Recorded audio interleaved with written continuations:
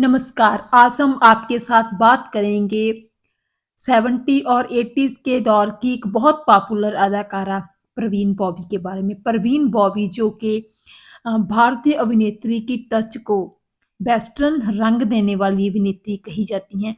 उनके बारे में ही उनके बहुत ही करीबी फोटोग्राफर जयस सेठ ने कुछ बातें बताई थी, वो आज हम आपके साथ शेयर करेंगे। देखिए, एक अभिनेत्री की ज़िंदगी में बहुत सारे लोग होते हैं, डायरेक्टर, उनके साथी कलाकार, लेकिन जो उनके फ़ोटोग्राफ़र होते हैं वो भी बहुत महत्वपूर्ण रोल उनके प्रोफ़ेशनल लाइफ़ में अदा करते हैं क्योंकि वो ही दिखाते हैं दर्शकों को कि उनके पसंदीदा कलाकार कैसे हैं। तो उन्होंने जेम्स सेठ ने ही अभिनेत्री परवीन बॉबी के बारे में काफ़ी अच्छी-अच्छी बातें बताई थी और उनके बारे में बताया था कि वो कितनी कमाल की अदाकारा थी और साथ ही साथ कमाल की इंसान भी थी। तो उन्होंने बताया था कि कैसे वो अहेड ऑफ टाइम थी, यानी कि समय से कुछ आगे की सोचने वाले कुछ लोग होते हैं ना, जो कि आगे की देखते हैं कि आगे में क्या होगा, वैसी ही वो थीं और मॉडर्नाइज़ेशन लेकर आई थी। उनकी और जीनत अमान के बारे में यही कहा जाता था कि भारतीय सिनेमा में औरत की जो अपीयरेंस थी वो पहले पहरावा साड़ी जहाँ मतलब इंडियन लुक वाला होता था, लेकिन जीनत अमान और परवीन बाबी वेस्टर्न ड्रेसेस लेकर आई हिंदी मूवीज़ में। तो इस तरह लेकिन उनकी ड्रेसेस वेस्टर्न होने के साथ-साथ ये नहीं होता था कि उनमें वल्गैरिटी है, जहाँ कुछ ऐसा लगे कि जो सभ्य क ना दिखे, वैसा नहीं होता था। वेस्टर्न ड्रेसेस वो पहनती थी लेकिन बहुत ही ज़्यादा शालीन तरीके से, बहुत ही अच्छे तरीके से पहनती थी और उनको अपनी ड्रेसेस, अपने कपड़े कैरी करना आता था। तो यही बातें उन्होंने बताई थी। उन्होंने बताया कि जब उन्होंने 80s के अर्ली में अपना फ़ोटोग्राफ़ी का करियर स्टार्ट किया था, तो एक बार सुहाग फ़िल्म के सेट पर वो पहुँचे हुए थे और वहाँ पे ही सुहाग फ़िल्म की पूरी यूनिट थी जहाँ पे परवीन बॉबी जी भी थी।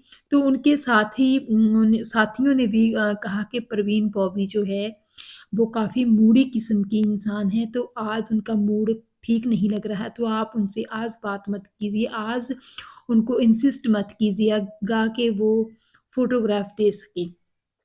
लेकिन उन्होंने बताया कि कैसे जब परवीन बॉबी जी से उन्होंने एक दफ़ा ही कहा कि वो उनकी फ़ोटोग्राफ लेना चाहते हैं, तो वो तुरंत मान गई और हालाँकि वो न्यू कमर ही थे उस टाइम पे फ़ोटोग्राफ़ी के क्षेत्र में, लेकिन वो मान गई और उन्होंने उनको अच्छी-अच्छी तस्वीरें दी। तो इस तरह वो हैरान रह गए थे कि कैसे एक इतनी सुंदर, इतनी प्रतिभावान अभिनेत्री, उनमें बिल्कुल ईगो नहीं है, बिल्कुल घमंड नहीं है, इतने बड़े स्टार होने के बावजूद भी उन्होंने कोई नखरे नहीं दिखाए और अपनी पिक्चर्स लेने दी।